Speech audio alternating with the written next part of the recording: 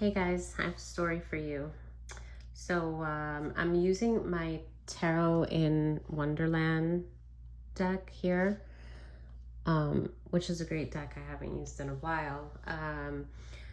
Now, there is something significant to why I was guided to use this deck.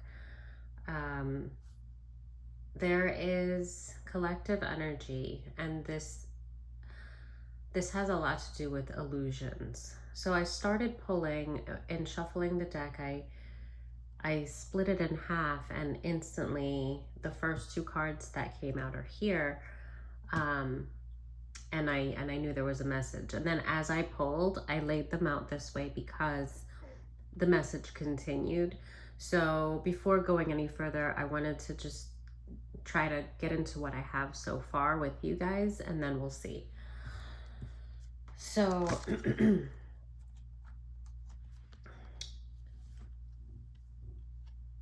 the first two cards are the Magician to the Eight of Wands.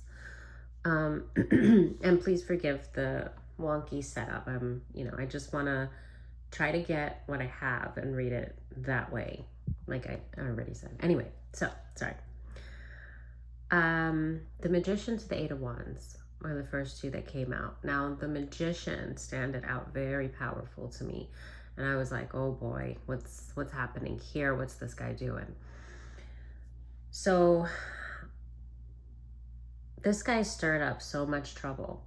He considers himself to be a mastermind, possibly even this is not possibly, this is warlock energy. There was something very deliberate, very strategic from this person. They sent out a lot of energy toward the collective. A lot of it's all bad things, okay?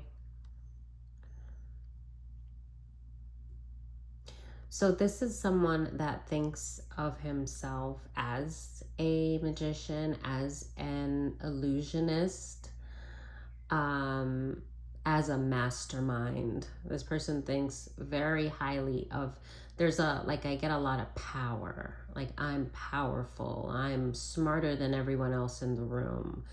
There's an arrogance from this energy. There was a lot of thought that went into the negative orchestration of these are like deities. This is spell work. This is spell of the words. This is speaking curses, as well as doing graveyard magic, doing this guy really went in, and you could see there's just so much going on here, and the determined look on his face, but he just feels like he's got it in the bag. Anything that he does is going to get done with perfection. And so he's got this whole big plan toward the collective. These were the first two cards. I'm like, whoa, very powerful. Not powerful, but because I already get off the bat when seeing this, not only do I get so much destruction and turmoil, and this is just evil intent all the way, but there's something that tells me this guy is fooling himself. The arrogance is way too high. It's like, I just have this feeling, well, it is pretty much in the collective. We hear the story again and again. But this person, there's something very distinct about his energy. It's just like this loser mentality that thinks that he's ahead of the game, that thinks that he can manipulate the mind of any person, even an emperor. Okay, so I do know from what I have here that the works that he was sending out was to star energy, to collective energy.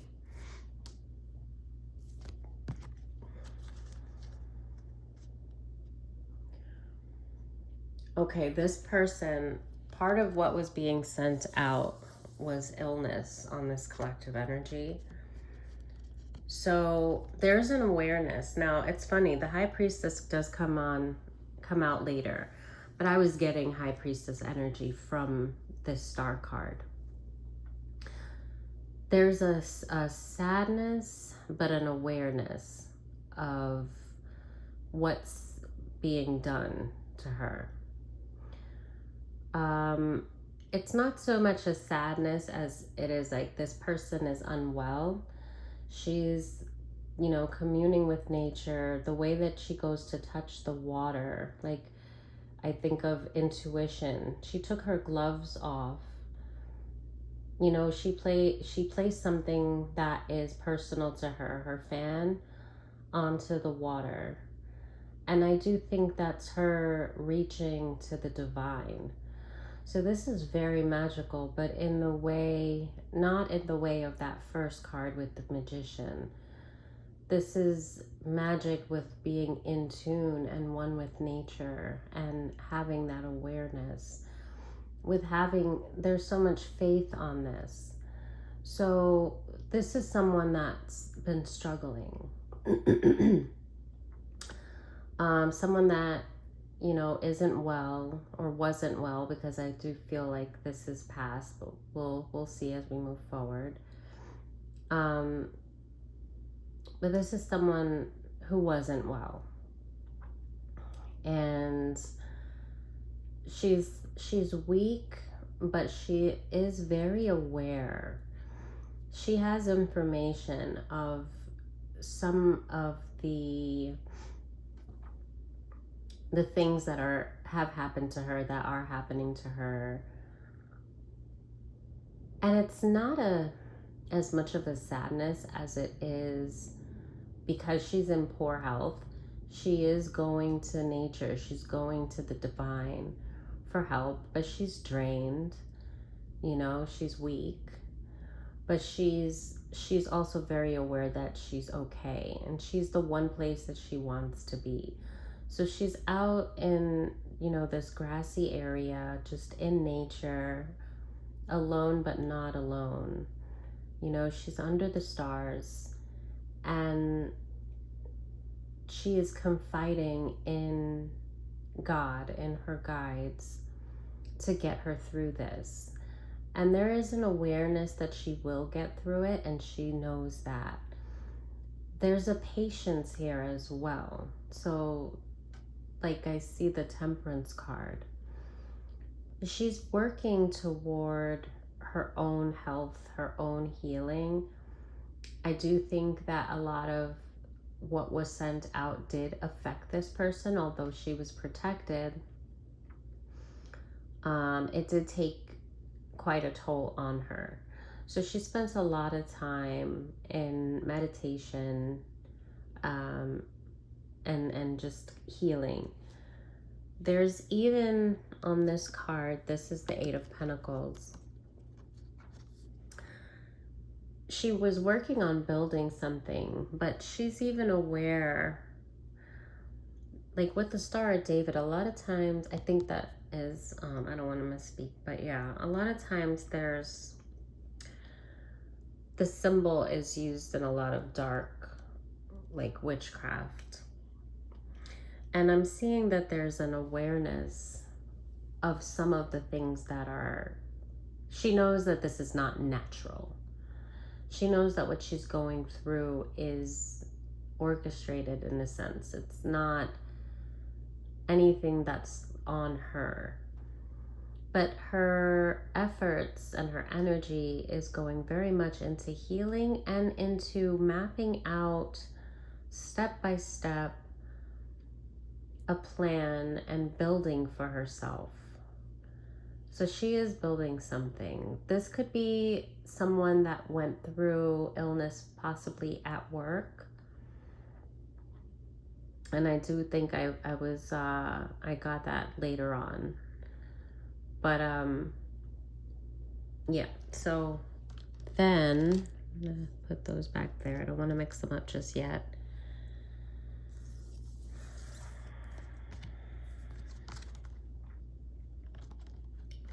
With the moon and the Ace of Cups. So with the moon, this is the same energy. This is that same magician energy.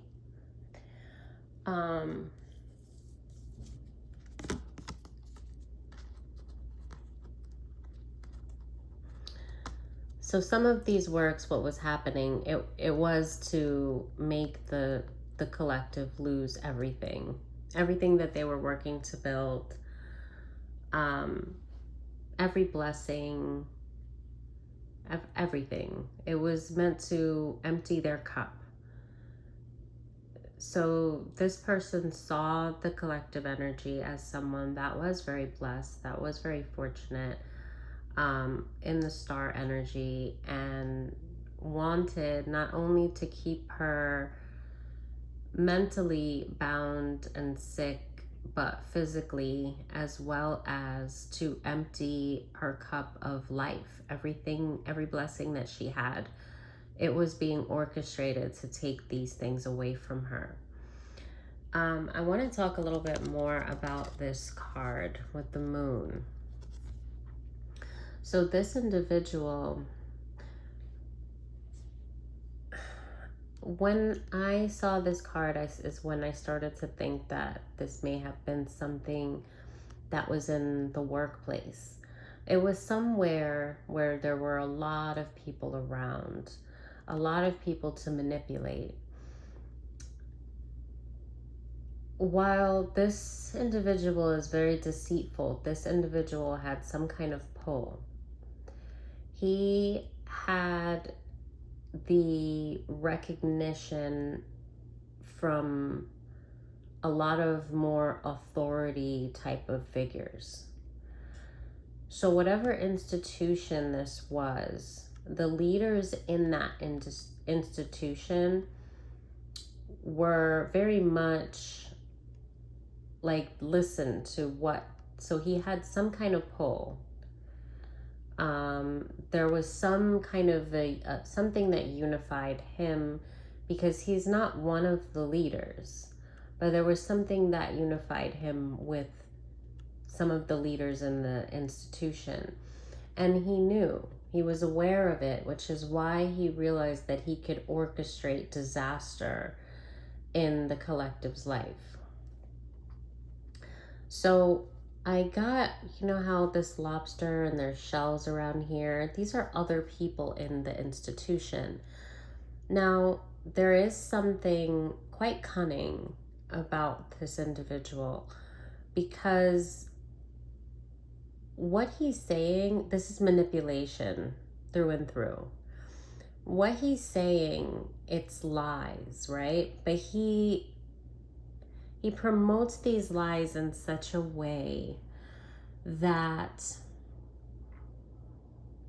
it allows people to view the things that he's saying as truth and not gossip.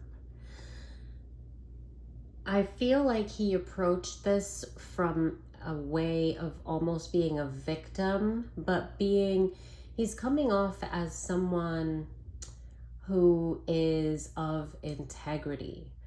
He is very much creating an image of himself as a person that, you know, is in the upright, that does things, you know, the way that they should be done, that is about no nonsense, that, you know, is a good guy. He portrays himself very much that way. And you see how his hands are kind of like apart, like, I don't know why she's doing this. Like, it doesn't make any sense to me. I think that she might be sick. I think, you know, she might need some mental help. Like, I don't want to see anything bad happen to her. But, you know, at the same time, this is like my life. This is my livelihood. Like, I really just don't know the best way to handle this situation. And do you see how this this is an authority figure. So this would maybe be like a manager or someone that is in a much higher position than him.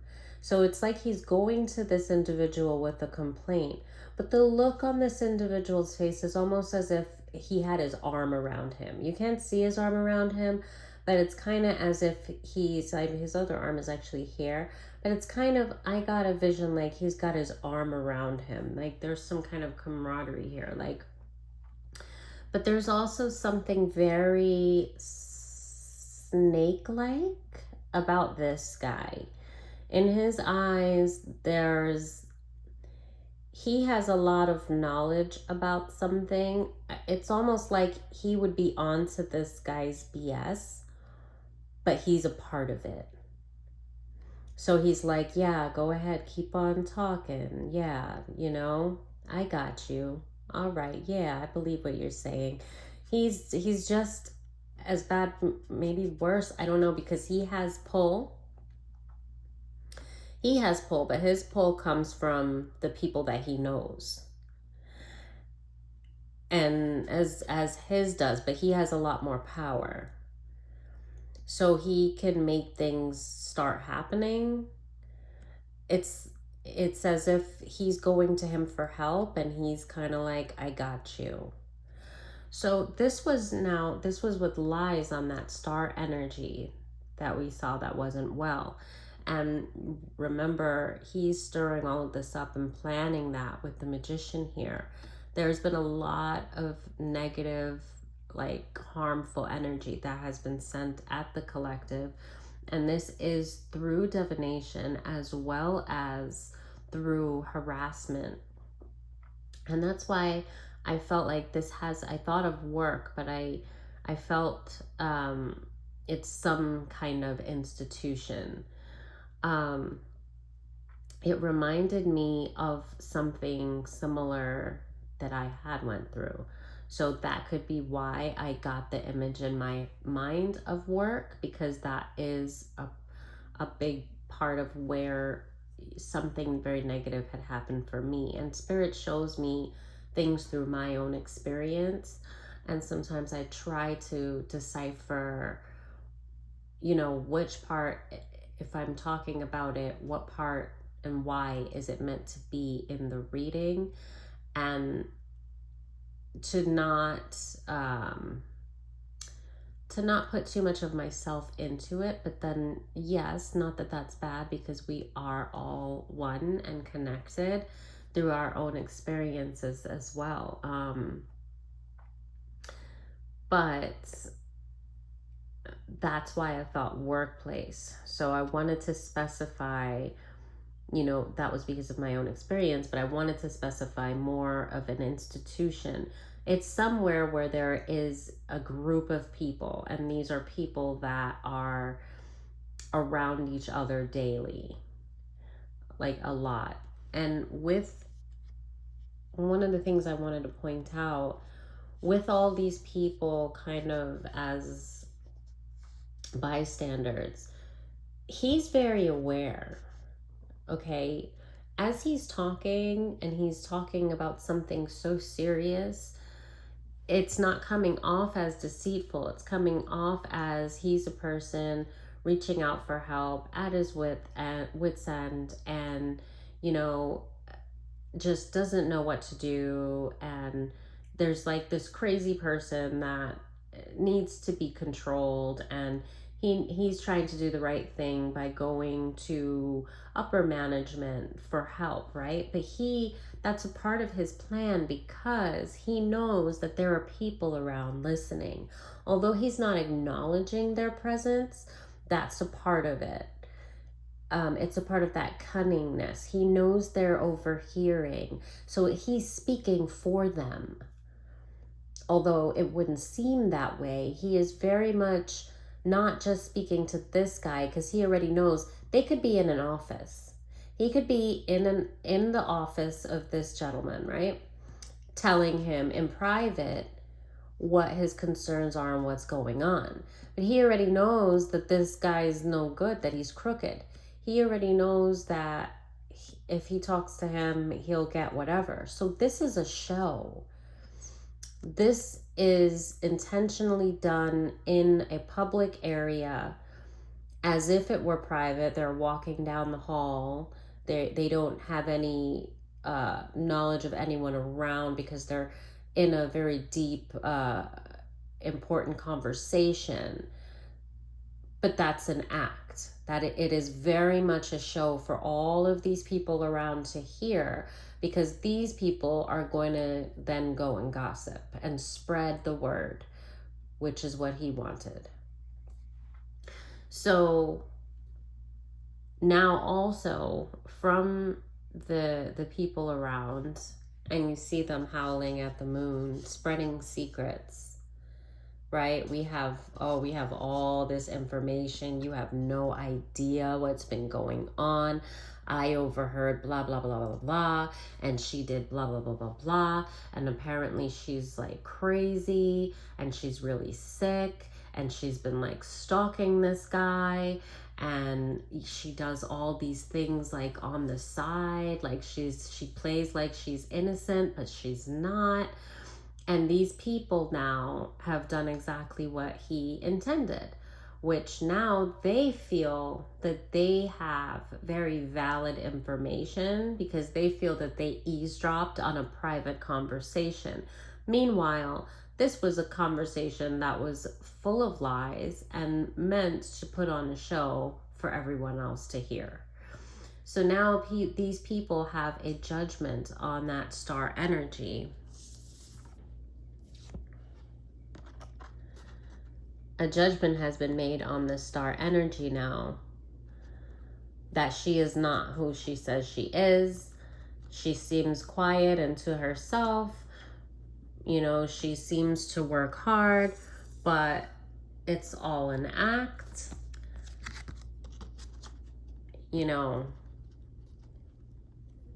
she's actually, you know, doing witchcraft. She's actually mentally ill, mentally unstable.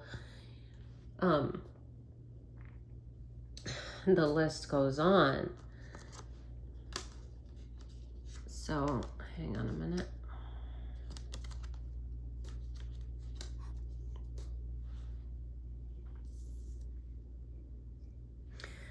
Now, the stuff that was happening here, it was in part being done to create illusions for this high priestess, yes, but it was being directed at her heart.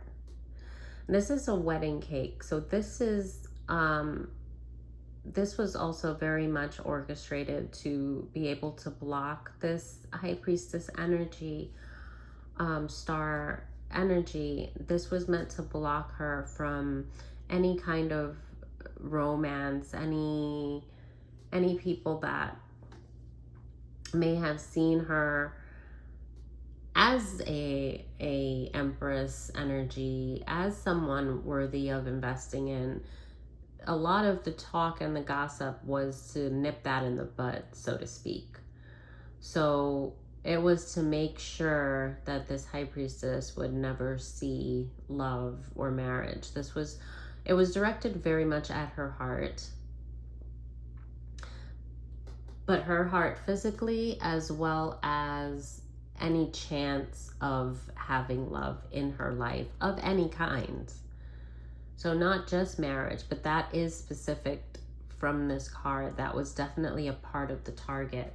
So in this magician's works, he was definitely targeting, you see these swords in the smoke that's he's creating, the illusions that he's creating. This is her cup that's broken.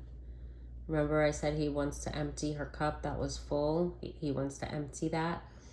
He's sending out these daggers, right? These daggers were being sent out, not only to, but specifically some were definitely sent to her romantic life to put a death to that. But then, like I said, this is, he's a composer. So he's orchestrating a whole load of disaster and destruction into her life. This being one of the main things, but not isolated to that. And I wanted to talk a little bit about this card. So this is the Seven of Cups, right?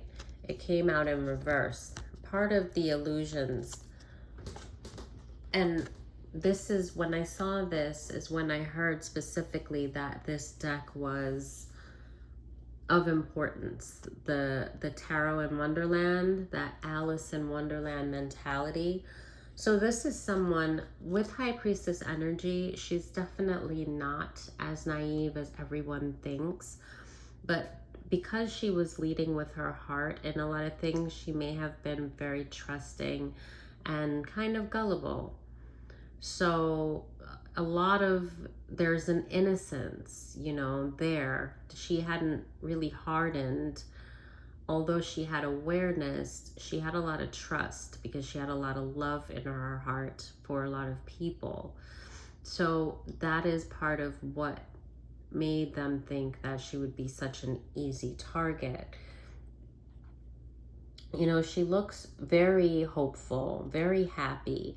And in these illusions, you know, there are demonic entities there, and she's tra-la-la about it.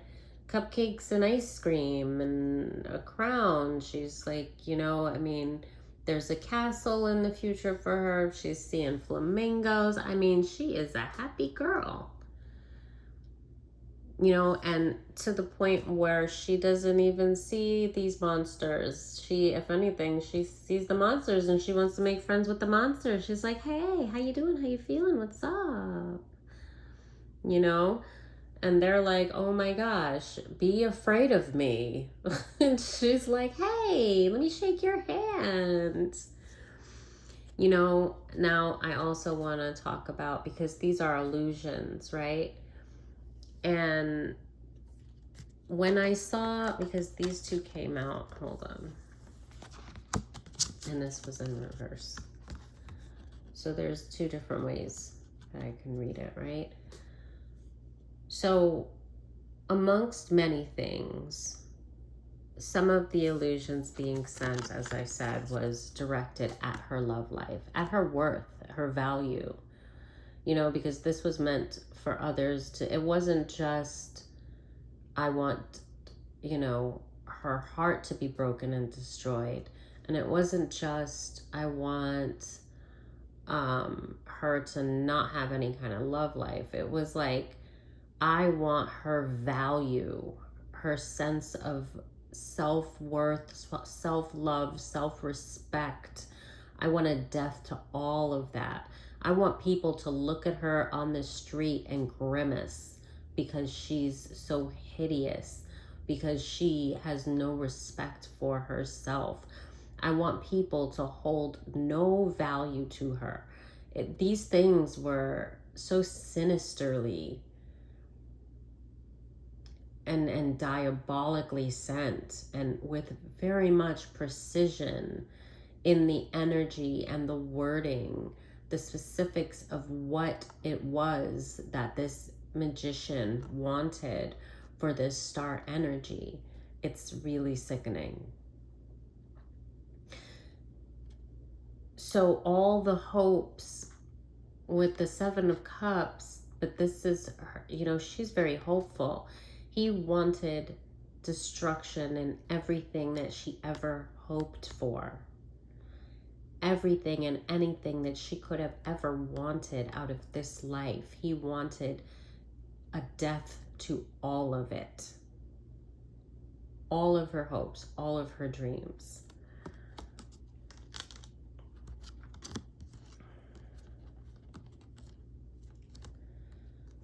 Now, in these illusions here, you know, she has all these hopes and dreams. She is very much blind to, she just doesn't choose to see it because her heart is so big. So she doesn't see dangers of anything. She leads with too much joy and too much trust and too much love. She's filled with love, the love of God. And she's never been through, there is an innocence there.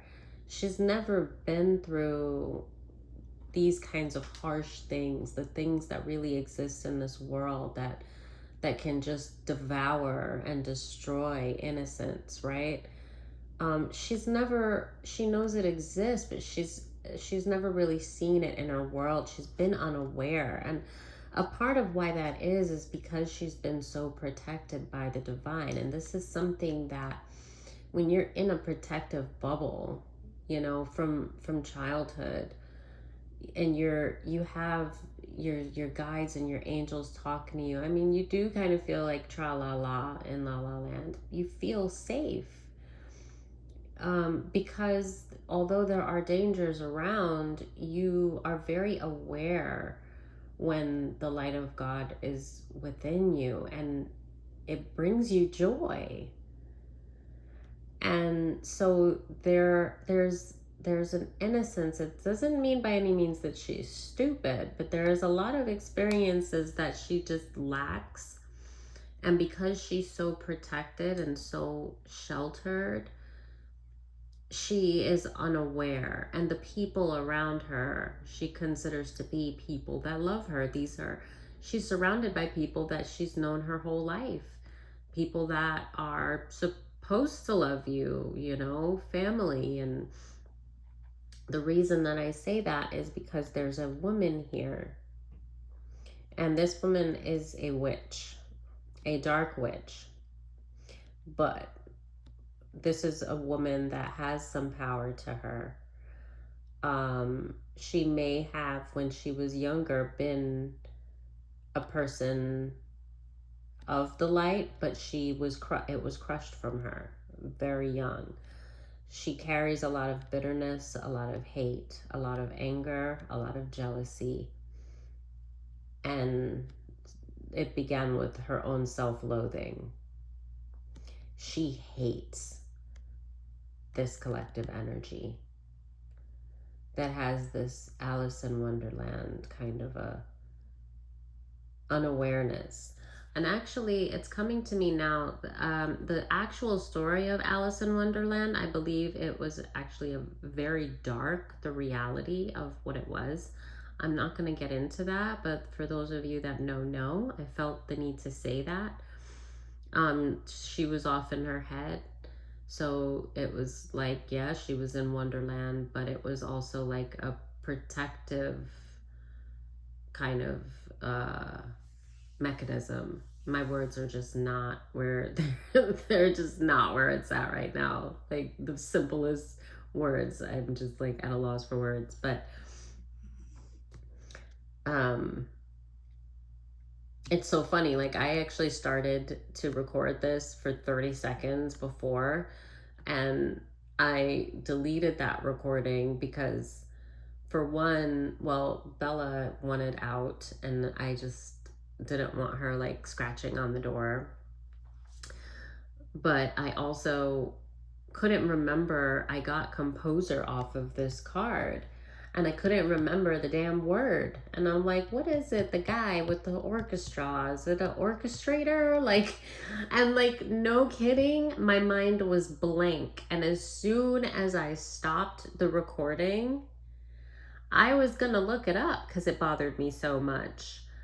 And as like the minute I stopped the recording, it came in my mind clear as anything, composer. And I was like, are you kidding me? It was nowhere near. I couldn't grab it. It wasn't even on the tip of my tongue. It was just gone, like it had been erased from my memory. And the minute that I stopped the camera, it just came to me like it had been there the whole time. So I don't know. There's a lot of blockages that happen that make me feel very like, duh, you know, and I'm just gonna roll with it because it's not me. There's just, for it to just happen like so clearly as soon as I stop the camera, yeah, we know what that's about. So anyway, yeah, I was just told to just side note, that Alice in, Wonderland, that there was more to that story, and it's very dark, and I myself will look into it because I don't remember the specifics of it, that I did hear about that. And so, she's in her head a lot. I heard that. I just heard that. She's in her head a lot. You're in your head a lot, or you were. I was definitely in my head a lot when I was a kid, just all the time. I took a lot of information in, but I kept quiet about a lot of stuff too, probably from learning that that was the best way, or spirit just telling me. But there is like a naive kind of a way about her, and this woman is someone very close to her. I could say even like a mother or an aunt. It's someone that is supposed to love her, that she thinks loves her. She sees this woman as a role model, as a teacher, and the woman very well could have been, but she's not going to be for her, not by choice. She hates her, and what she hates about her is the beauty that she sees that she once had, but she feels like it was taken from her. But really, she gave it up. There were things that were done, yes, but she chose to let hate and deceit and all of those things to eat at her. She chose to nurture the dark things that she felt and to release the love that she felt, because she felt like that made her weak. So she does not want to see this collective energy succeed with that same beautiful spark of God. She doesn't want to see her succeed with that love and that innocence and that joy that she chose to give up. Because she was like, you can't succeed with that. It makes me weak. I have to let it go. And now she'll be damned if she watches, the collective carry that same joy and actually succeed in life. No. So there's a lot of, deities and in spirit and in flesh, there are a lot of obstacles. And she is oblivious to it. She has all this hope. There's so many things. What is life going to unfold for me?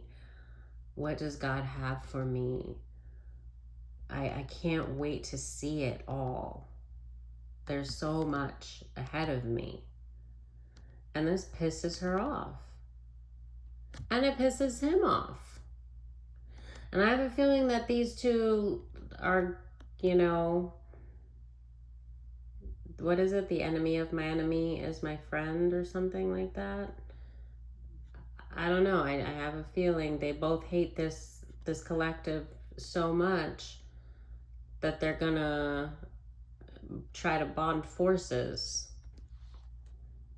Okay.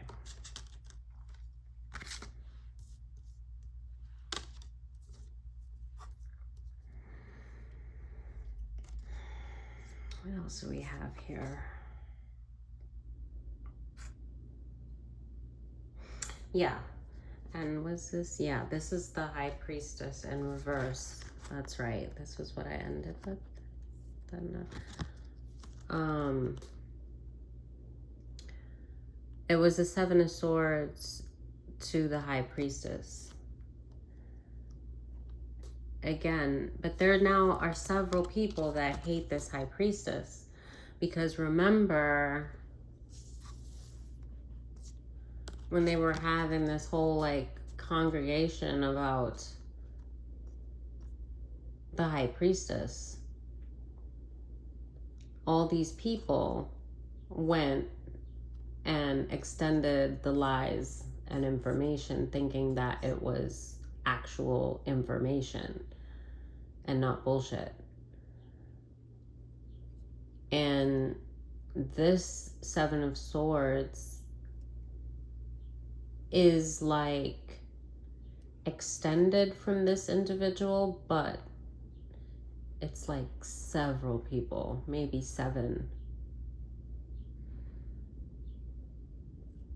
Like this, if you pictured a bunch of this gentleman, like all of these guys just running around, just plotting and planning on this high priestess. So it became pretty harsh. It was a lot. There was something else with this card. Hang on, let me take a look at it. With that same mothering energy. One second. So with the high priestess in this card, and this was in reverse, this is collective energy. This is that mothering energy that once was collective energy and gave up her divinity.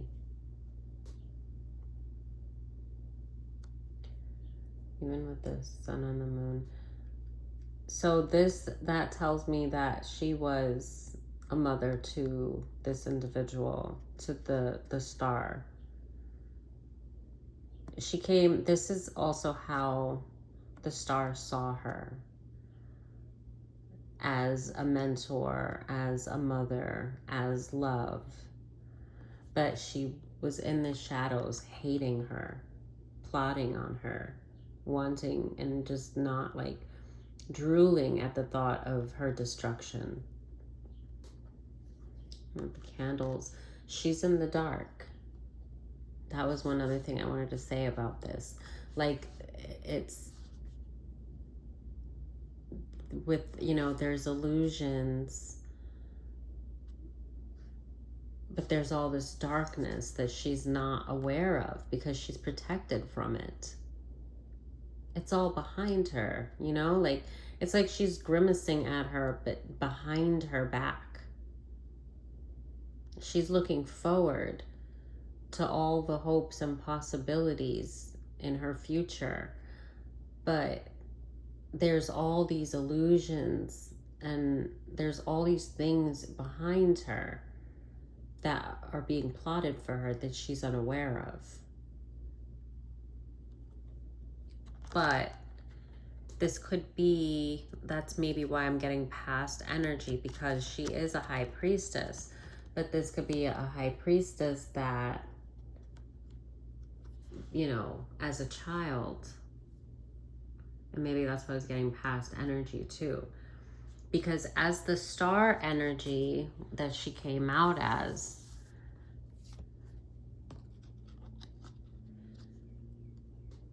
it's past but more present. This is more like when she grew up. She became aware of all the things, but she's ill. She's having to heal. This is all of those illusions, all of those, the spell work and all those things being sent at her, taking a toll. She's lost a lot here. This could be after maybe an awakening, and then having to nurture herself and going to the water, going to the divine. Now touching base with her own intuition. This is the moment where she becomes the high priestess, because now she's no longer in the clouds. It's not that she's not hopeful, but she's now aware of the monsters lurking. She's aware of the deception, of the people that she directed her love to, that she directed love in the wrong way. I almost see this like if there, is that a mirror? It's like she's behind a mirror, but she's touching her, but she's touching the mirror. That is it. Because she was behind, it was mirror magic. She created this woman that was so close to this star energy. She cloaked herself. So there was mirror magic done, and she looks at her like, you effing idiot. She fucking hates her. Do you see that? And she cloaked herself to look like this, to look like an empress energy, to look like a mentor, a leader, a mother. And that's what this star energy saw, because this was probably who raised her. So she grew up in an illusion.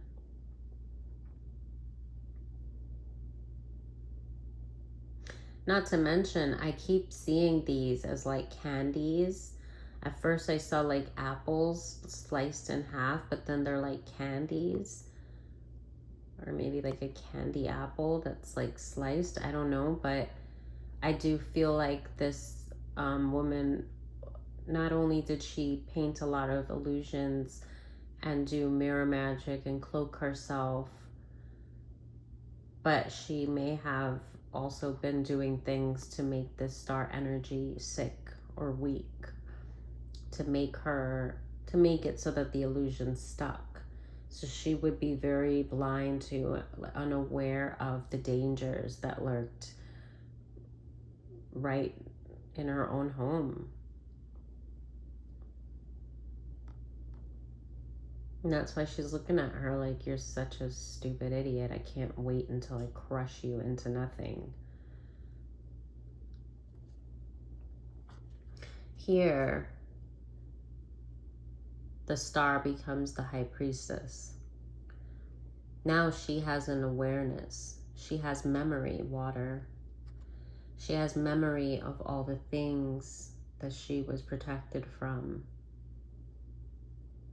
She has memory of the illusions, the lies, the people that she loved that really just plotted for her demise. That she was in the arms, in the protection of a monster. And this mirror, she was just, it was a veil. It was hidden from her. And you know, it being hidden from her was no doubt spirit protecting her as well. Because that, her being seen as naive and gullible, they all felt that they could crush her whenever they were ready. And so there was just all this plotting to probably use her as a sacrifice, no doubt. But if she had awareness to that without knowing herself, or really understanding the divine and many things, she could have lost her life, because she would have been more of a threat. They see her as an idiot, a gullible fool. So that saved her life when she was too young to be able to fight back, or even to protect herself. So it's almost like she played stupid in a sense, but spirit used her to make her play stupid. She was unaware of how spirit was using her. Now she's aware. She's aware of all that she was protected from. She loves herself so much. She loves the divine. She realized how loved and protected she's always been, because now she has this awareness. There's like this somber, just this sweetness, just this endearing, like she just embraced the divine herself, God, fully. All her trust is there. It's like she's giving the things that would be dear to her, that would be material things, but it's really making herself more one with the divine. She is the divine. The divine is her. Like, you know, the Holy Spirit lives in her. This makes her so happy. This makes her know just how cherished and loved she was. And she's so grateful for it. And she's tired. She's drained. She's needs to heal, but she's going exactly where she should be going to heal. Not to this, not to that, not to any of the hopes or dreams that she had.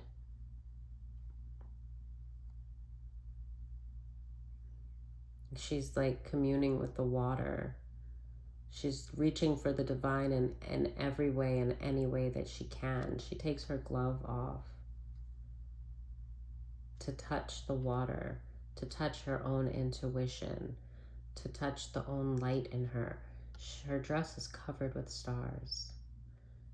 She knows how protected she is, and that is the biggest gift of her life, to know that she's always held that kind of protection is everything that she could ever want now. Anything that she thought she wanted or hoped for, she has it. She has it right here, right in this moment. And she's going here asking for healing just because she's weak. She knows that she's okay and she will be okay, but it's been a rough road by any means to find out all of that and to become aware of what you were protected from, and then to have all of these things. Just, I mean, it's a lot with the Seven of Swords, the plotting. This was a lot of people were involved. The fact that I saw it as like an orchestra, like it's, and this is the mastermind behind it. But that's probably why I got the Fool feeling, because no doubt the witch,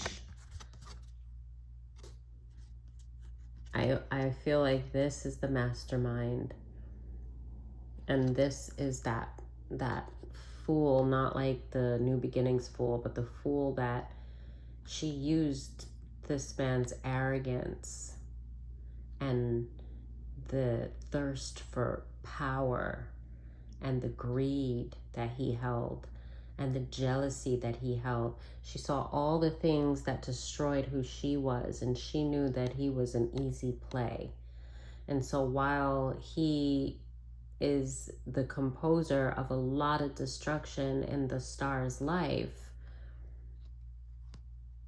she's really the mastermind behind it. She's the one, she's where it all began. He never would have gotten a hold on this star energy if not for this mothering energy.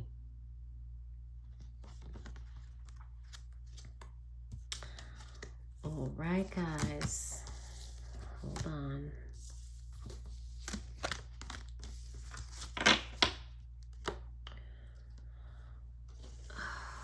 Let's see if we're still doing this. Just a second. This is the Two of Swords and the Four of Pentacles. Yeah, I even see that you see this, the sugar cube here and a rat in the tea pot and the star on the cookies. So yeah, she was definitely, I feel it as poison. If this was like a mothering figure, but this could be metaphorically poison as well. She could have been poisoning her food to make her weak, to make her sick, to block her pineal gland, you know, depending on what she was giving her. But also divination is poison. You're sending negative, you know, with witchcraft, and hoodoo, voodoo, all of that. So you're calling on deities, you're sending illness, you're sending corrosion.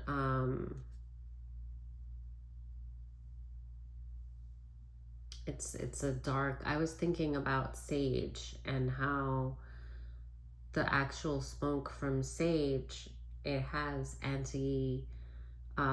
bacterial properties and antiviral, I think, properties. I have to look it up, but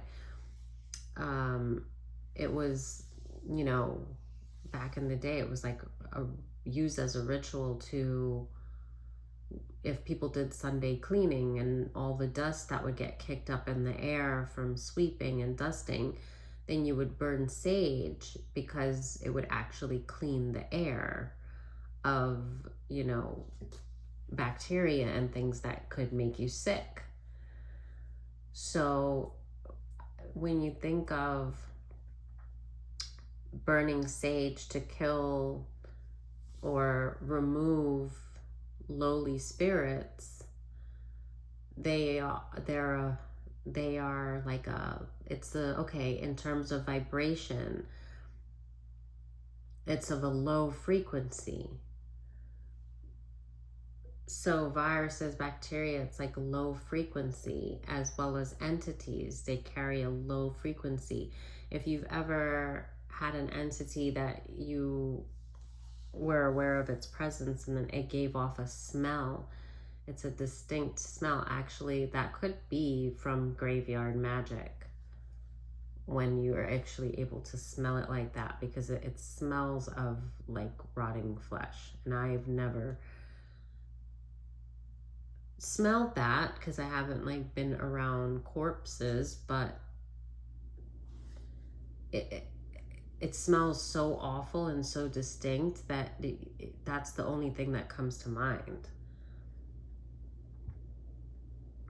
And that's why with the sage, like, they will leave. A lot of times they can come back in once the sage has cleared, but they won't tolerate the smoke from it.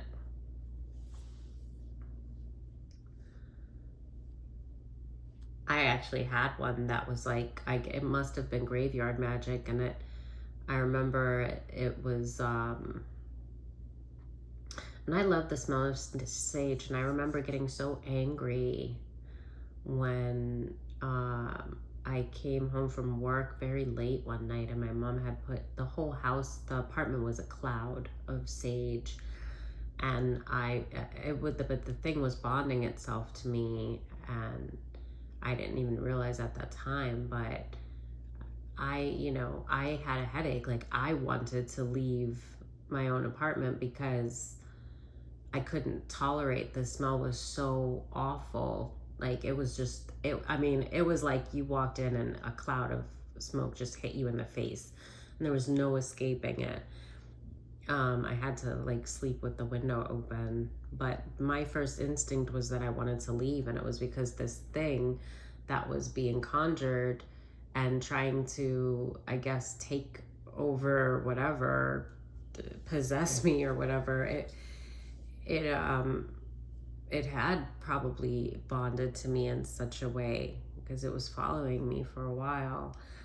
But I found out when it was giving off this smell, and I also knew I couldn't sleep in my bed, and I was falling asleep on the couch for quite a while, and it was like attacking me in my sleep, because I would wake up feeling like I was having seizures in my sleep, feeling all twisted and broken. And I'm a very peaceful sleeper. Like, I don't toss and turn. But at the time that this thing was on me, like in where I live, like I was sleeping very bad. Like, I just didn't even feel like it was humanly possible to, like, I was afraid I was going to wake up with an injury. I felt injured. Like, my whole body would just feel like I was going through it in my sleep. But when I, at times I started to regularly burn the sage, and I tested it one day, and I went outside I was like, I wonder, because it would give off this smell, and it would be like a stench that would just hover like the form of a man, but you couldn't see the man. You could just smell the stench. But if you took a step to the left, it wasn't there. If you took a step to the right, it wasn't there. It was just like if there was a guy standing in front of you that gave off this stench and you walked away from him, you wouldn't smell it. But like where he stood, you would smell it. And so that's what it was. And I remember burning the sage one day and being like, I wonder, because I walked by the second bedroom, the doorway where it was staying, because I could feel it. I could feel it like watching me from in there. And I remember I had cleaned and I had saged the place, and I was walking by the doorway and I felt it staring at me, but I felt it not from the doorway like I used to before. I felt it from further back in the room, across the room to where the window was. And I was like, I wonder. And I went outside the apartment around to the window outside, and sure enough, the stench was standing right in front of that window, and I could feel it watching me through the window. Isn't that crazy? I kid you not. I promise you this happened. And that was one of the things that like made me understand that these things, it wasn't in my head when my instincts were telling me something. I mean, I had known way before that, but that was definitely one of the things that was like a confirmation for me, because I'll never forget it. And like without having proof, I could feel that something was in that room, and I could feel it like watching me. I could feel the energy. It was a very dark and like angry energy. And I would look, and sometimes I would get up and close the door because it was so uncomfortable. It would piss me off. But I was also like very just weak, very lethargic. Like I wasn't myself. And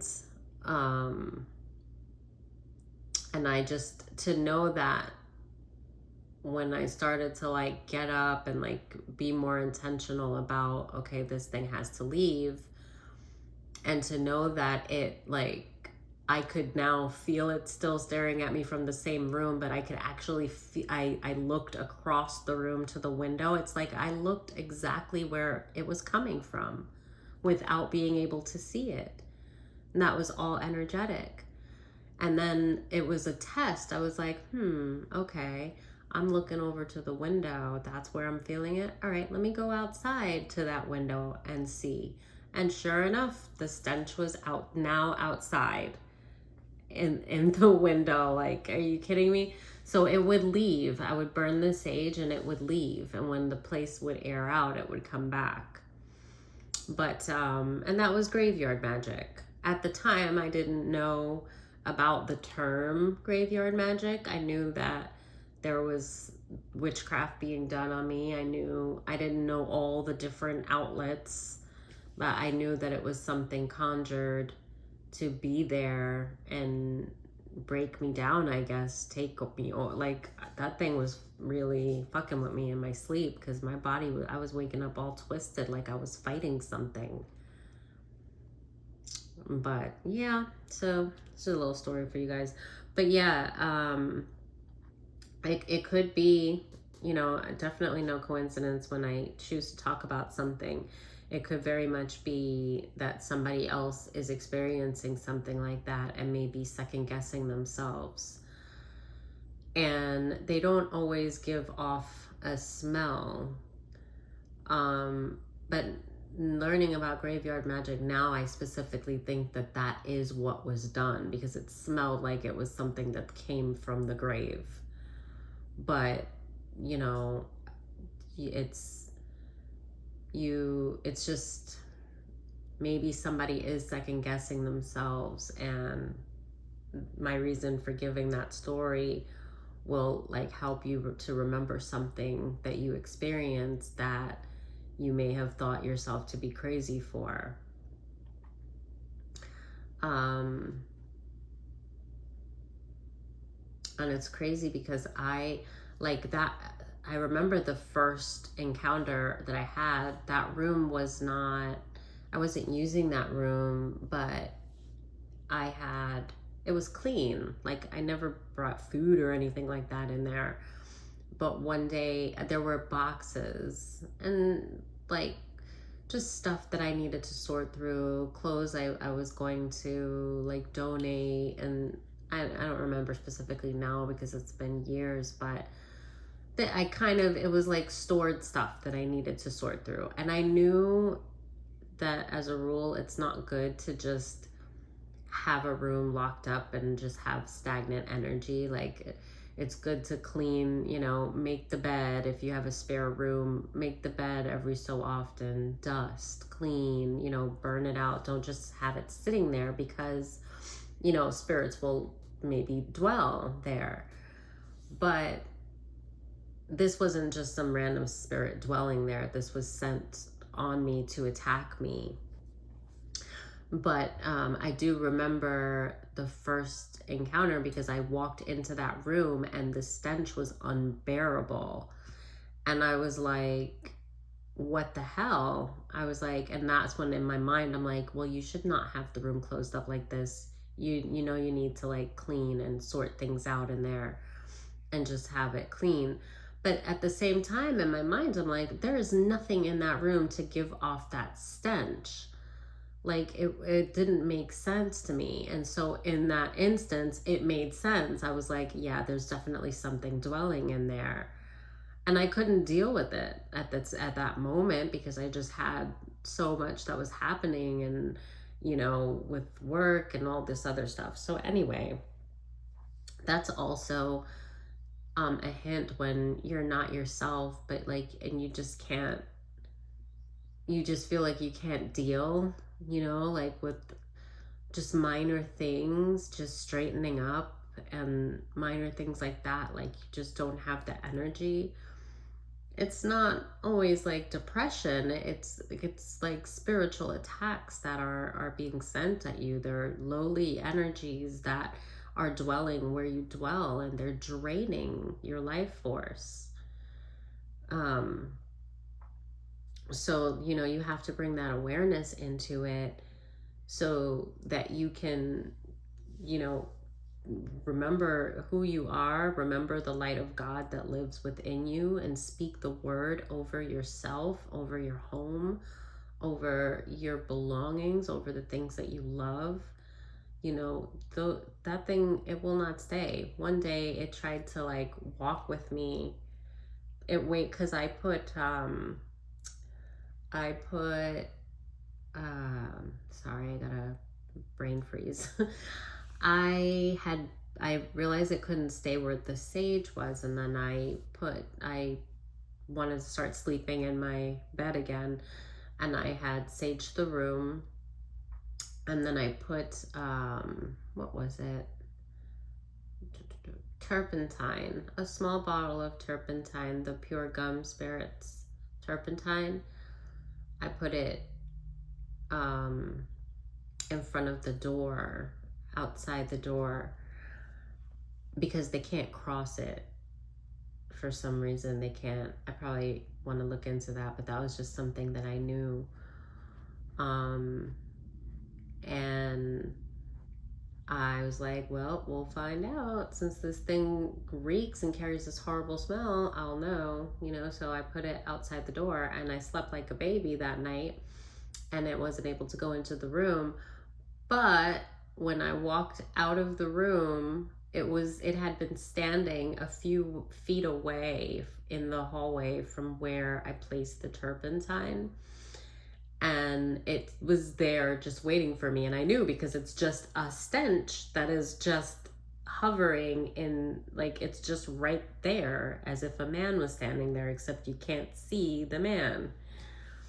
So like a man with serious BO. And so like I mean, the stench is so awful. It's not like anything I've ever smelled. But like, anyway, it was a few feet outside the door. Like it just stood there all night and waited because it couldn't enter the room. Like, wow, this thing is bold. So then you, like, as I walk and I passed where it was standing, I kid you not, it was like it started to walk in sync with me. Like it was just gonna follow me out of the house to work. And I was like, oh, hell no. And I just started to recite um, Psalm 35. And it's long, I knew that by heart. And I just started to recite it as I walked to the doorway, and I stopped in the kitchen until I could finish reciting it. But the smell had vanished just halfway through the Psalms. So I made sure, like, yeah, it was not following me. But yeah, that was one of the times that it was a relief to me that I had something to know. To, I mean, you could tell people and people won't believe you, and you know what, that's fine. It's hard to believe if you don't have the experience yourself. And I mean, people could tell me certain things. I would believe it because of the experiences that I've had, even if it wasn't the same experiences. But it's a horrible thing to like not be believed and to be going through those kinds of stuff and then feel like you're isolated and alone in it. But that's kind of the agenda, you know, when these people set it out to attack you, it's to make you seem crazy and completely alone. And then it just, that lowers your vibration and makes you feel hopeless. And then you have this thing sucking the life force out of you. And not when you have the word of God, though. So I just want to, I'm definitely saying this for a reason. So somebody just maybe needs to remember. But yeah, it gave reality of what was happening to me at that time, because I was able to, you know, with that scent, and I was able to feel it. But for the times that I was able to feel things without any kind of a staple to be like, no, this is there, you know. And I even remember having my boyfriend at the time. I was glad that he was there, because I was like, I want to show you something. And I was like, look, because the thing had went into the other bedroom, the master bedroom, and it was in the bathroom. And he's in and out of there every day. He knows that there's no smells in the place like that. So I was like, come here. And like, I was like, go in that bathroom and tell me what you smell. And he was like, oh my gosh, what is that? It was like the same, it was a horrible stench, but it actually smelled wet, which is insane to me, because it had the horrible stench, but it was different when it was in that bathroom. It was almost like I saw another dimension. Like you see things like this kind of depicted in movies. I don't know if I can kind of put it into words, but it was almost like here we are, we're in that bathroom and you see everything around, but then if you were actually able to see it in another dimension, and the whatever dimension that this thing existed, the bathroom was all like gross, and it was like, I don't know, the thing, it had a different scent.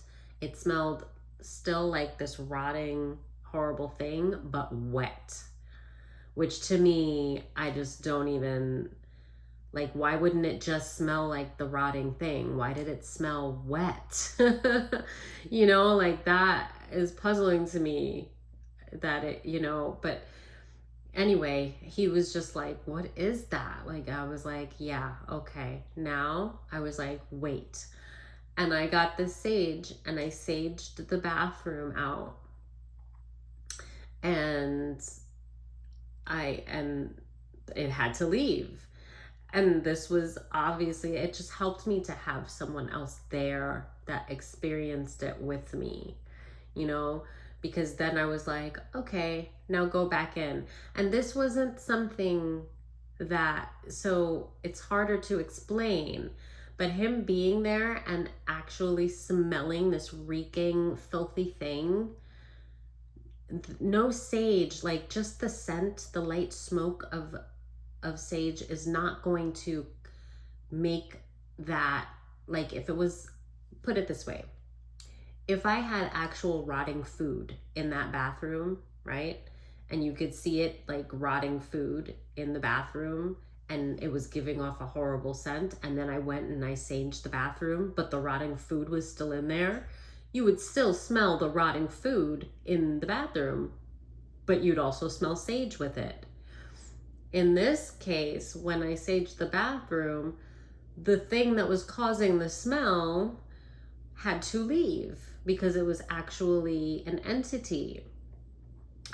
And so it wasn't like the sage had masked the smell, because the smell was too horrible to mask.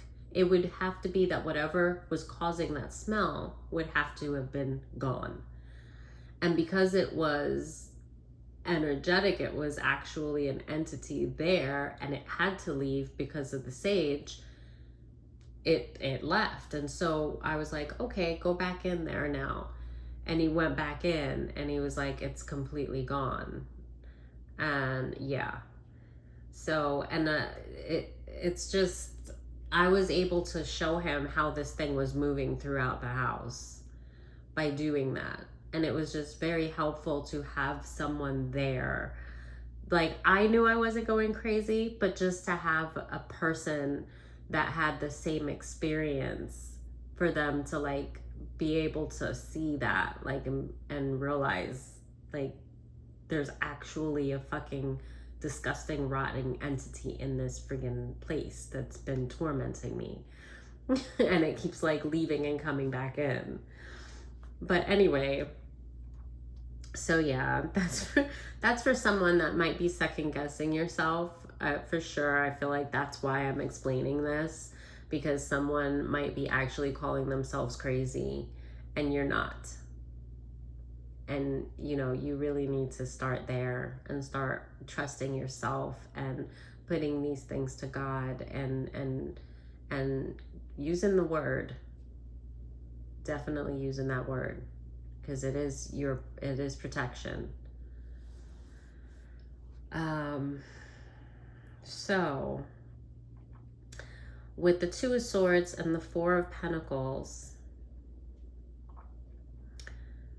specifically, yeah, with the Four of Pentacles, and I'm seeing like this witch was doing things like within the food and drink that was meant, and especially there's something very specific about it being a teapot that has this rat in it. Because you think of tea, for me, I think of tea as something that's very like nurturing, cleansing for the body. You know, when you're having a bad day, for me, and I have a cup of tea, it does make everything better. You know, it's very healing, especially like herbal teas. And so I think about nurturing, right? I think about a mother figure that is supposed to be nurturing this star energy, this collective energy. And there's actually poison. So the tea, to me, the teapot symbolizes, and cookies. Like you think of, you know, giving a child that might be afraid, you know, maybe milk and cookies, or like tea, right? So you think of I got an image of like a child that had a nightmare, and you know, like the mothering energy will, I say that because she's not a mother, but she was playing one in real life. You know, like, I'm not a mother, but I play one on TV. It's like she's not a mother, but she plays one in real life. But that was a part of that act. Like, remember we saw with the mirror magic, I'm not going to look for the card. I think I had it on screen enough, but like with the mother behind, it's like the smoke and mirrors, pretending, creating this image that she's one thing when she's not, creating this image that she's a mother and a nurturer and that she's of love when she was not. And so there's significance in the kettle, even more so than just poisoning food. It's like coming at somebody as a nurturer, coming with love, like a mother would love their child. And when they have a bad dream, maybe give them cookies and milk and tell them a bedtime story and tuck them back into bed, and kiss them on the forehead, and rub their hair, like that nurturing embrace of love. She was using that specifically, which to me, it's just so much darker, because it's that illusion, it's that cloaking, it's coming as one thing that is supposed to be something of such endearment, cloaking yourself in love when you're doing such evil. To me, that's like the true darkness. That is very satanic. It's not just being evil and doing dark things, but it's coming in a form of love, right? To me, it's so twisted. That is demonic. That's not just mankind, somebody being a bad person. To me, that kind of wickedness, that kind of cruelty is demonic possession. And so I do feel like this mothering energy herself, maybe she had toyed with so much low vibration, maybe she had harnessed these emotions of, hate and jealousy for so long that they consumed her. But my point is, she was no longer of like her own vessel. She carried these entities that they became her. And so for that kind of darkness, that is that true wickedness. It's true evil, which to me, it is demonic possession. So this mother, while she made these choices, she was very much possessed. She was run by demons at this point. Maybe not always, but when she had the freedom of choice, she chose wrong again and again and again. And she nurtured and embraced the dark things that ate at her until there was nothing left. And so then they took her over, and she became this dark thing that just was led by anger and hate. And a lot of it even was self-hate. But this collective energy, this Alice, she's in the Two of Swords. She's blind to the secrets, to the poison that was right in her doorway, that was coming at her like love. And what does that say?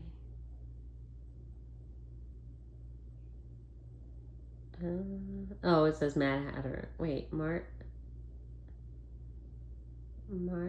says, one says Mad Hatter in one direction. March Hare? No, I can't. But either way, either direction is wrong, because she's surrounded. It's right under her nose, the danger. It's all around her because it is coming at her in love. So whichever way she goes, she's trapped in illusion. It's in her body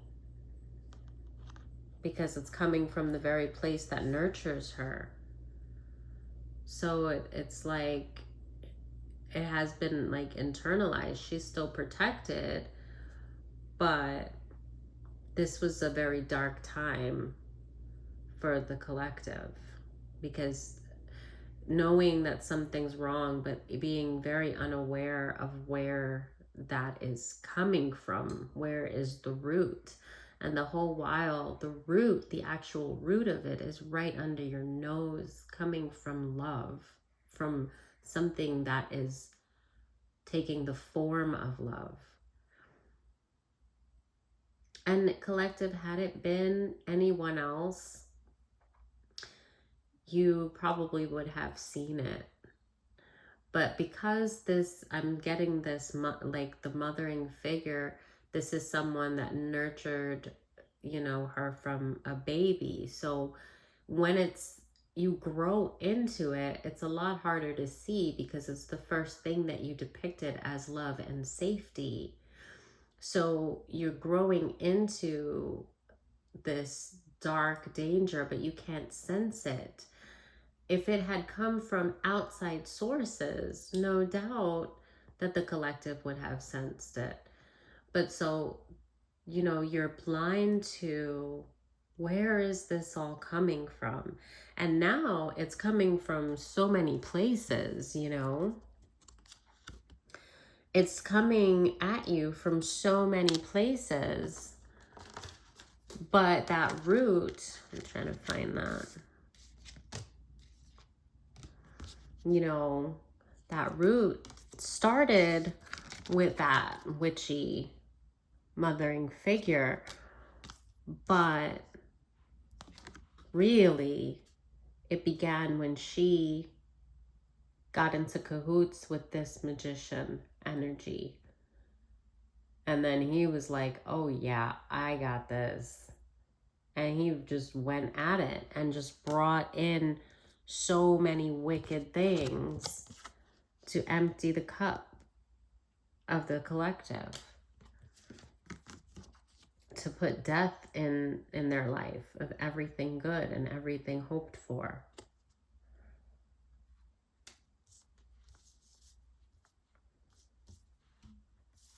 And the whole while, the mother's in the shadows doing mirror magic, pretending, and the collective couldn't see because this was somebody that nurtured them from childhood. So they couldn't see the darkness. In fact, I think they did see dark ways, but they saw her as somebody that had a broken heart, not somebody that would be capable of really destroying everything good in her life.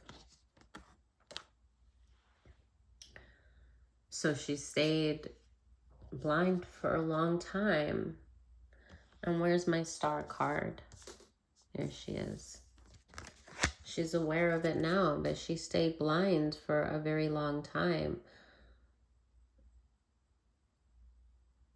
You know, what was causing this illness?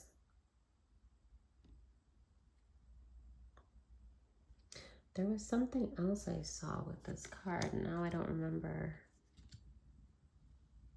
Well, no, that came.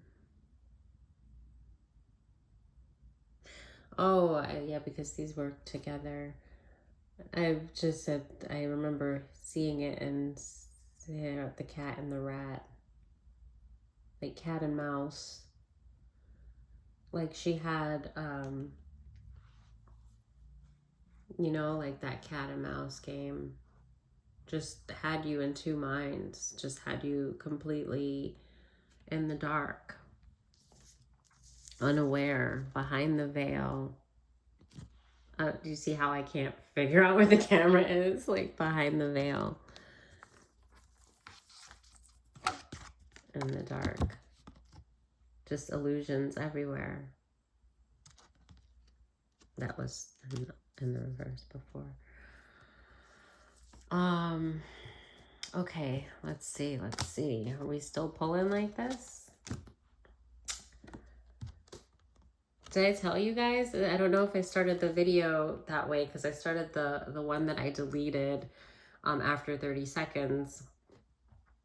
I wasn't motivated, and I sorry if I'm repeating myself. I can't remember if I told you, but I wasn't motivated to kind of get up and do a reading just yet.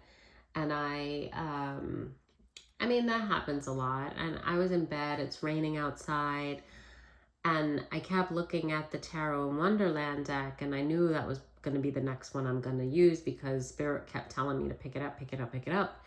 And I was not going to pick it up because I wasn't ready to do a reading. But then Spirit was like, just play with it. When was the last time that you even looked at those cards? And I was like, okay. And I started to shuffle, and then I split the deck in half to shuffle one more time, as you know, I'm saying my prayers and stuff. And then I split the deck in half, and it was those first two cards, which was the Magician, and I forget what was the other one that came out with the Magician. The first two that I showed you with the and the Eight of Wands in reverse, right? And I was getting so much energy off that Magician, and then I was like, I looked at the next two cards and then the next two, and I noticed that the two halves of the deck that I had split while shuffling, they were just lined up with a reading like that, with like the two cards. So I was like, okay. And that's why I came on and started doing the reading with what I had already pulled, because it happened with like the first, what was it, like the first 5 pairs that I pulled. And I was like, okay, I'm now going to have to get on new reading. And I'll just keep going with the pull like that until, you know, until the end of the reading, or until I feel called to go further with another deck or something. But I just, basically what I'm getting at is that Spirit tricked me to doing this reading. And I think that's like the 3rd time. So yeah, my guides are having a lot of fun with tricking me into doing these readings, because there was no way I was going to pull that. The minute I pulled the Magician, it was like so strong, and then I just started getting downloads, and then just the cards like in pairs like that, I was like, there's no way that I can keep this to myself. I'm gonna have to get up now, and I'm gonna have to do a reading. So yeah, I got tricked again. But yeah, I just wanted to share that. So yeah, so here we have the Tower and the Queen of Wands. Yeah, so this was causing a tower in the collective. And even under that, I'm having, yeah, they keep talking like that. What is this? Yeah, that's the Queen of Swords. That's that mothering energy in reverse. It's in reverse. Oh my goodness. To the Empress, yeah, the cards are still doing it. They're still coming up like that. What's this one? Yep, the 6 of Wands in reverse. To the 10 of Pentacles. Okay, okay. So,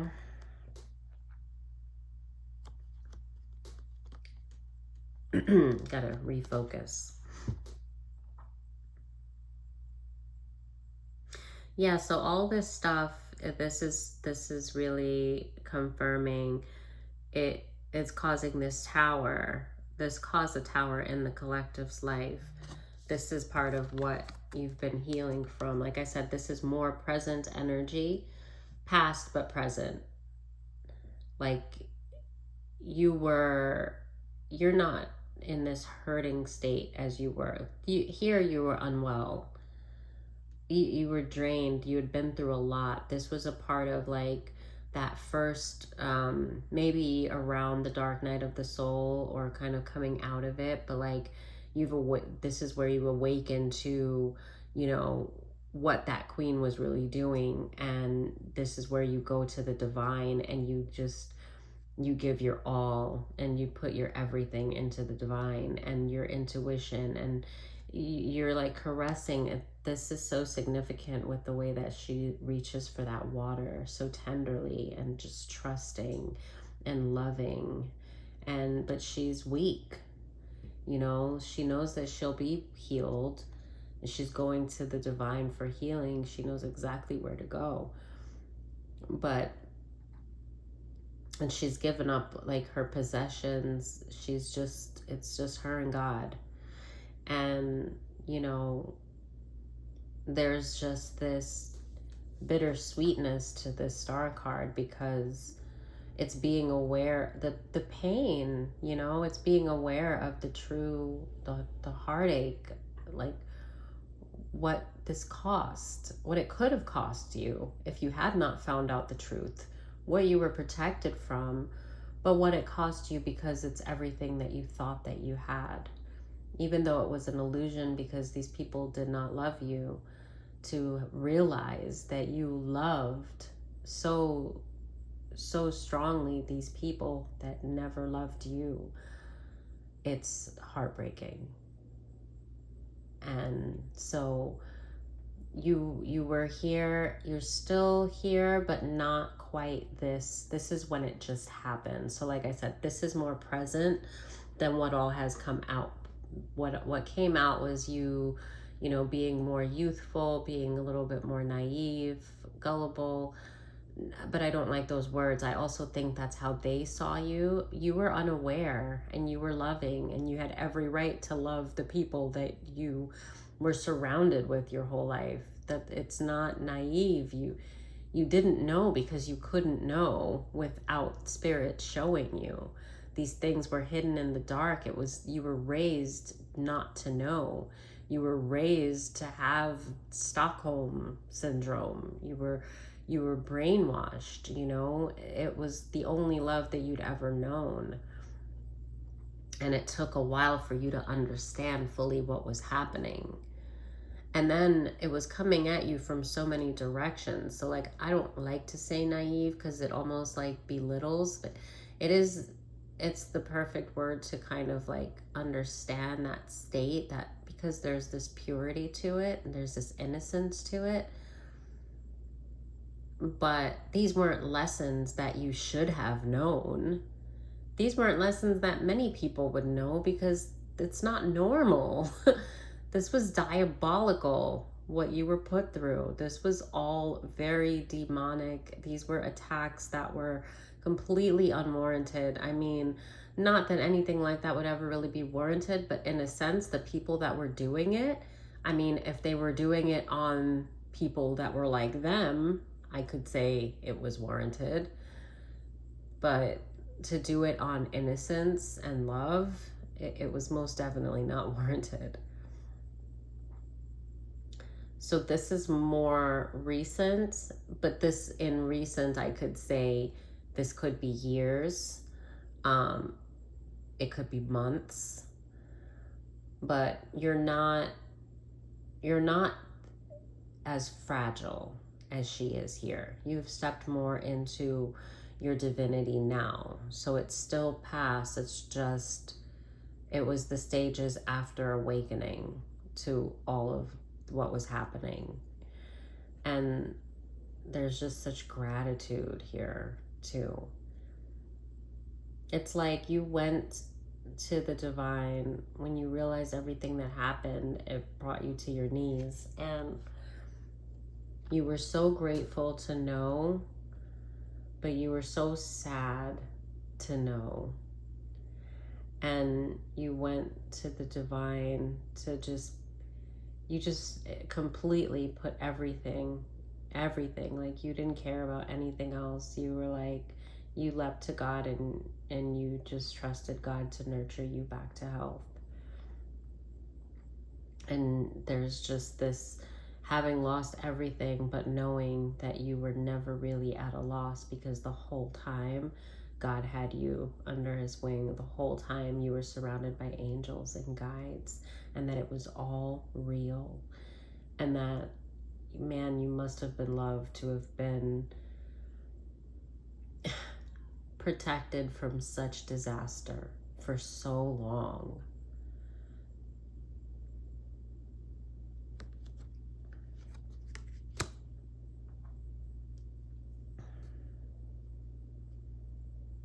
I mean, just disaster. She was just wicked, and she was diabolical in the way that she used other people to come after you, so you couldn't even know that it was coming from her because your focus was everywhere else, like in this organization, this corporation where all those people were and all that gossip were with the wolves at the moon. You know, you were so focused on that, and like, what the hell is really going on? Why are these people crazy? mad, like the Mad Hatter with the arrow one way. It was like, what's really happening? So your focus was not even on her. Meanwhile, she's in the carriage behind the whole thing.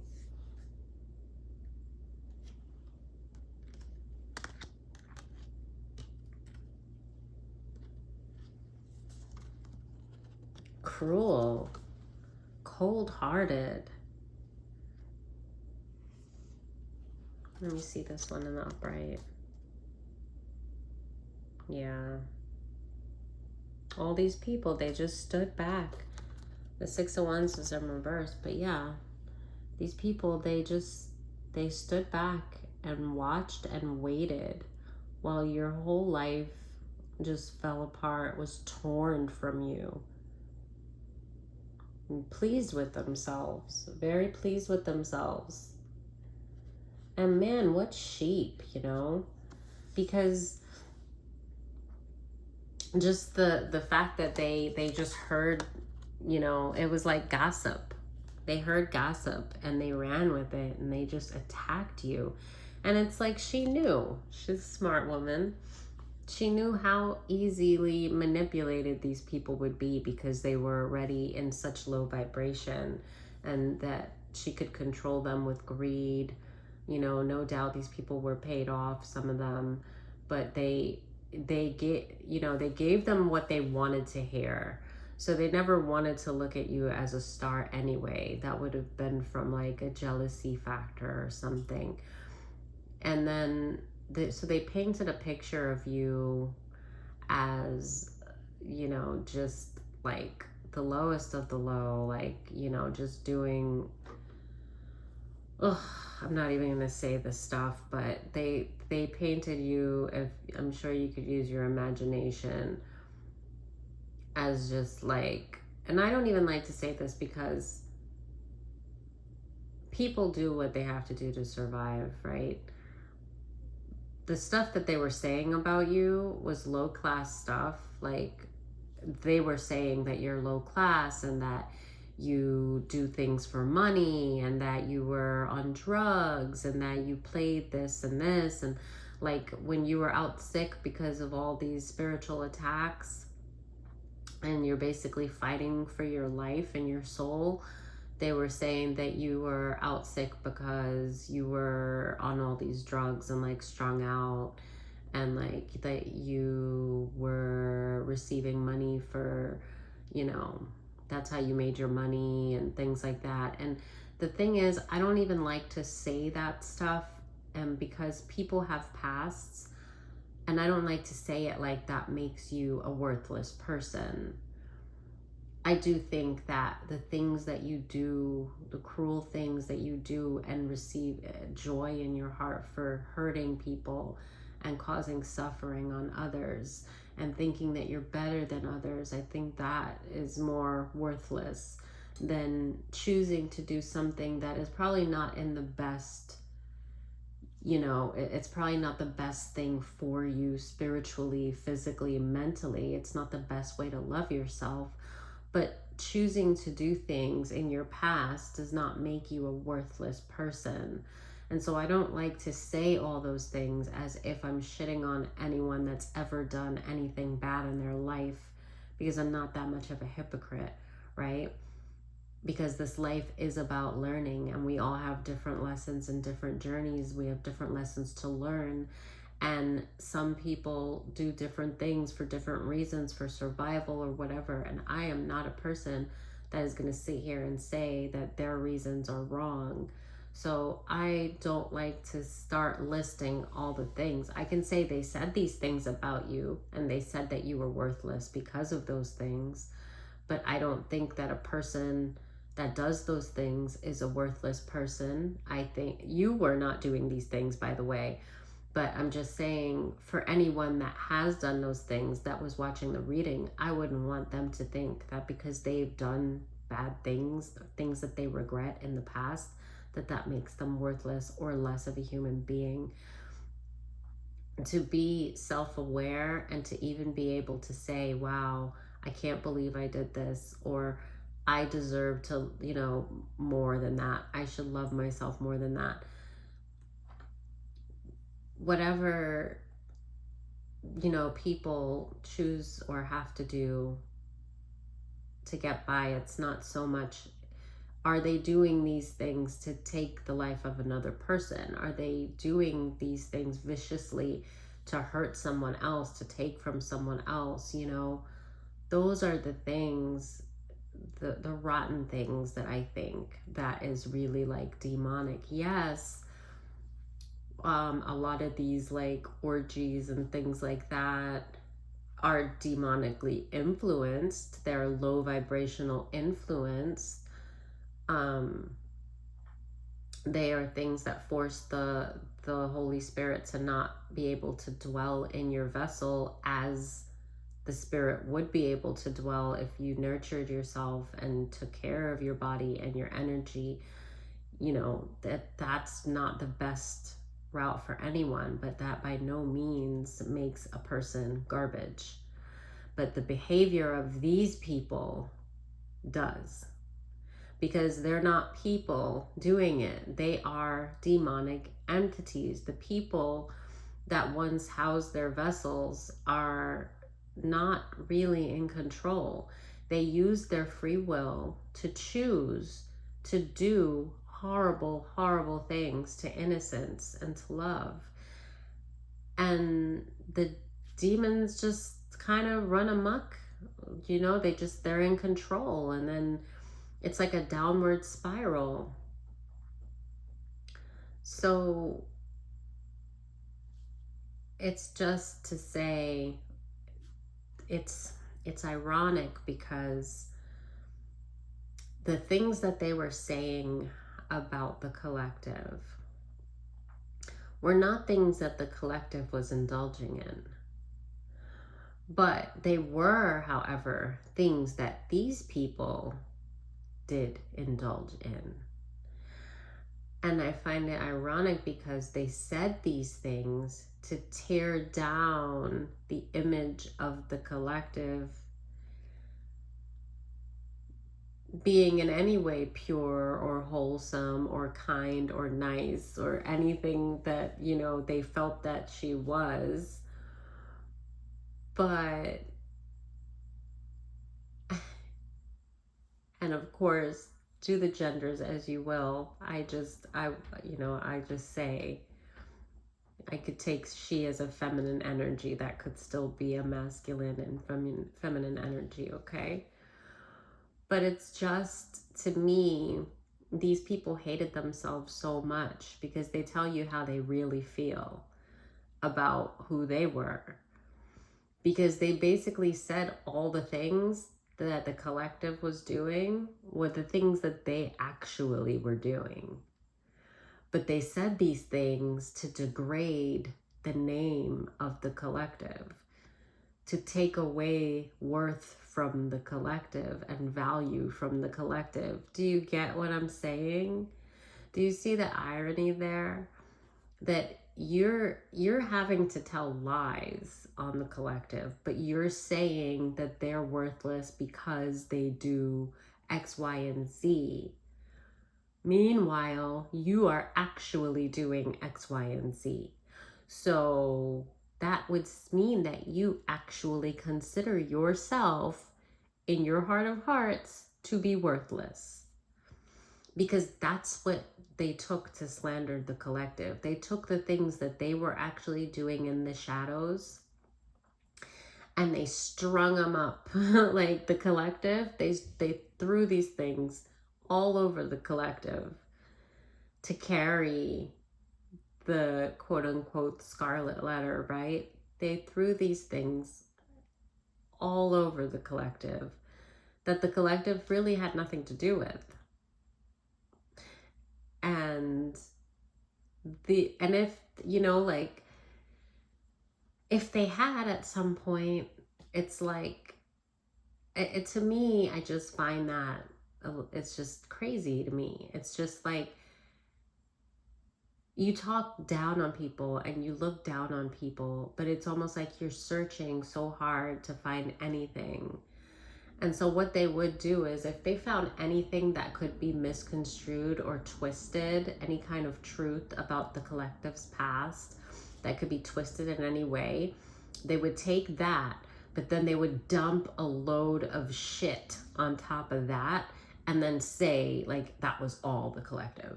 Like if that makes sense.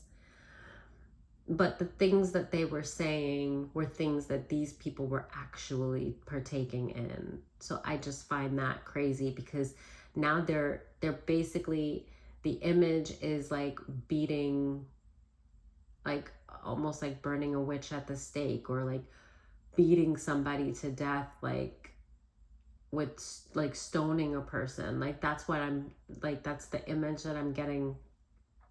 Like this is a crazy mob, right? But they're doing the things that they're like, that's the collective. Like they're stoning the collective, you know, they got them strung up, they're gonna burn them at the stake, right? For things that they actually did, not the collective.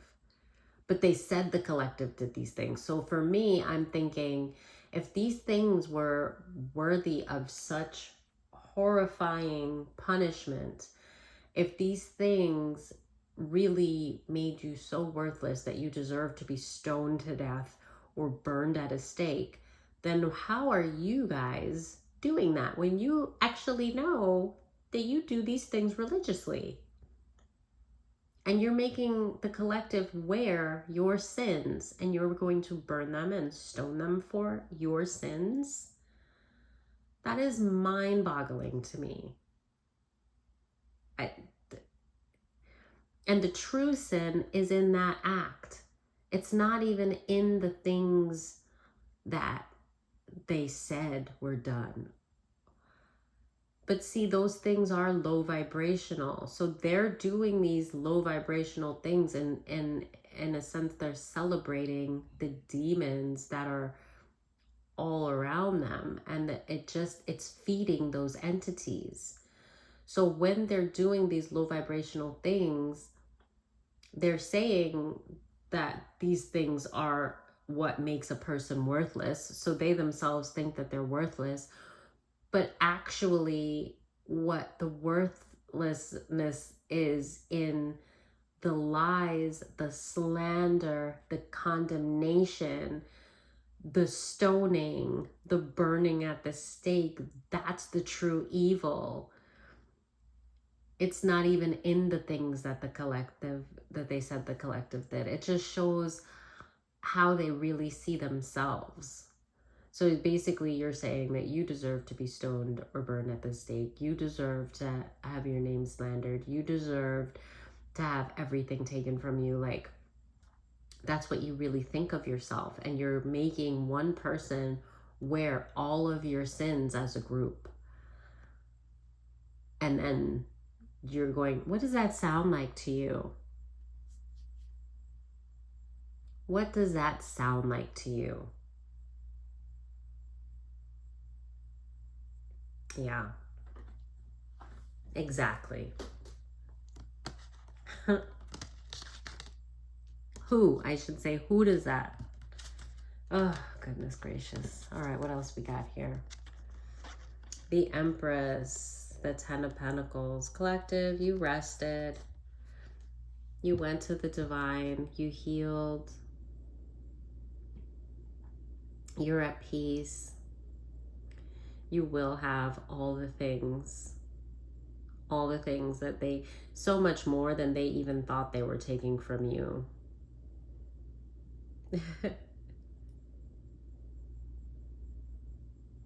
The divine is like dressing you for the occasion. You just go one shoe missing and they're like, we got you, don't worry, just stand up straight.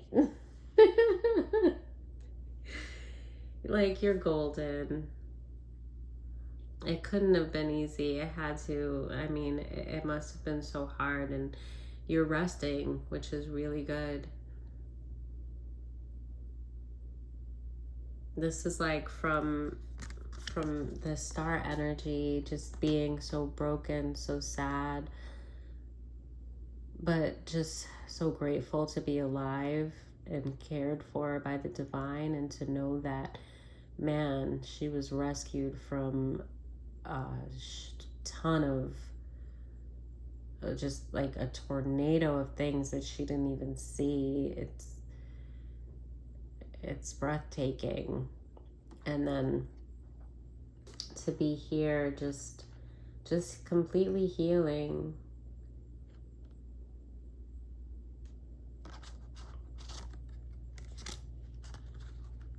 Wow, I'm not gonna need to get another deck. This deck is wonderful. I've really just been pulling the 2 and 2. The whole deck is talking.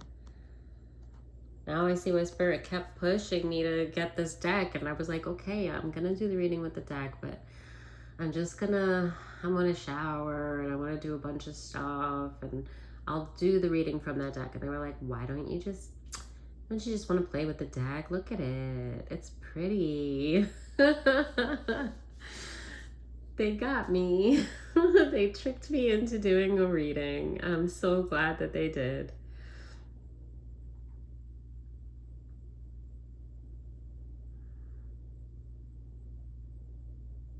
Yeah, you've healed. You're in your strength. You just hold on to God. You hold on to the divine, to your intuition. You do not second guess yourself anymore. You are so grateful for who you are. You're so grateful for your heart. You're so grateful to God for getting you through such tragedy that you were so blind to. You're so grateful to God for opening your eyes. You hold on to God like the little girl that held on to her mother, but you hold on to God that way because you realize that it was God that had you the whole time. The whole time. And you're looking to the future. I think you're waiting for the rest of the smoke to clear. It's almost like she's looking to see if it's safe to go back. Not that I don't think that you would go back to that place where all of them are. Hold on, where's that card? Yeah, here we go.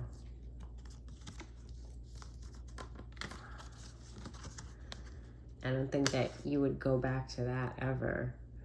But you're definitely looking forward, but then also I got kind of like a vision of her, like, it's like she's like, deuces. Like, she's saluting them like, yep, bye-bye. And then that's you looking forward, but then it's also you kind of like looking back, like wow, I overcame all of that. And it's like looking back at those group of people, like, you know, the wind is blowing in the way that she's looking, as you see that her hair is, and the ribbons. So, I mean, that definitely tells me that that's the forward, that's the way that the divine is taking her. So, and with it being the 2 of Wands, she's like, okay, where are we going next? Like, she's ready for sure, because the divine's taking her.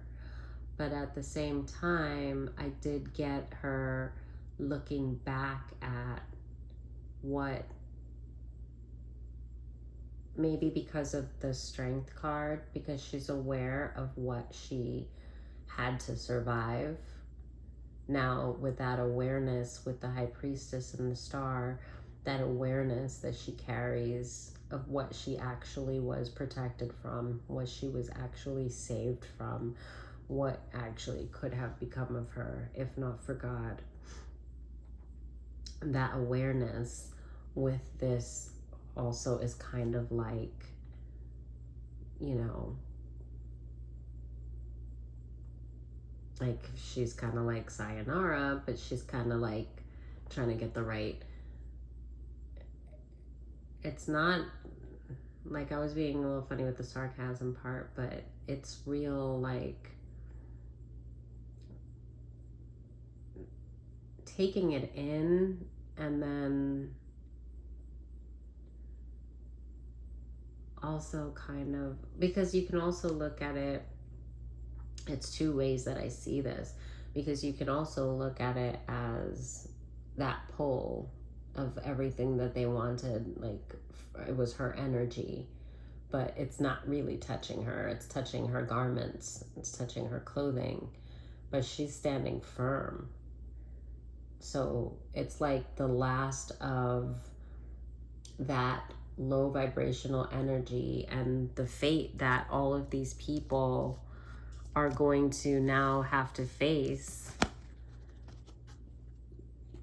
You know, the fate that all these people are going to have to face. All of that. You know, it's like an energy that it was all to pull her, to destroy her. It was to take her life force, right? And it's like she's far away in the green pastures now, but that last pull, which is ridiculous because she's not going anywhere. She's standing firm. So it's just like, you know, like that last of it. So in a sense, it's like she's kind of just kind of saying goodbye.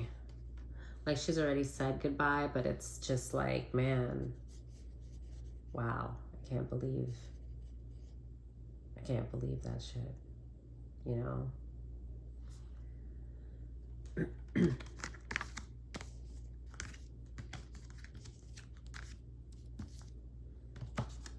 And that could be that same energy. I see the Ace of Swords, but yes, with the Knight of Swords and the Five of Swords, that's them still thinking that they're pulling her in. No matter, but she's standing firm and strong. I mean, you could just see it with the cards. You see it with the energy and the cards. Like,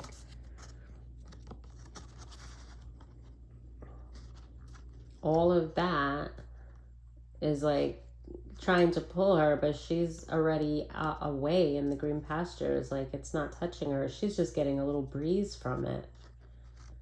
That's it. Just a little breeze. So they're pissed off. They're pissed off, but they have to eat it.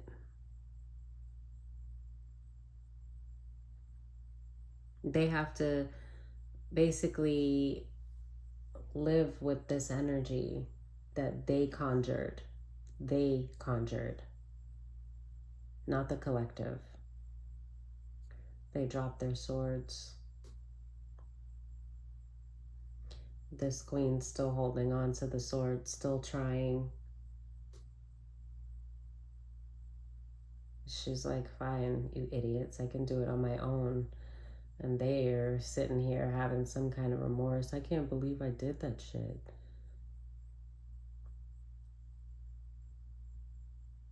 This could be that energy that was like fool-like energy.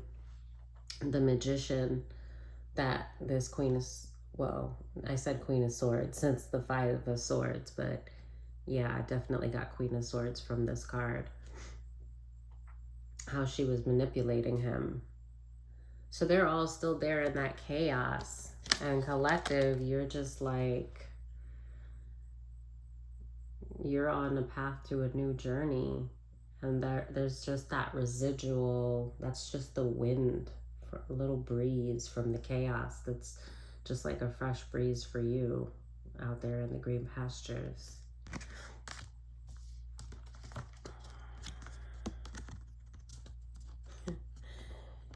That is the truth.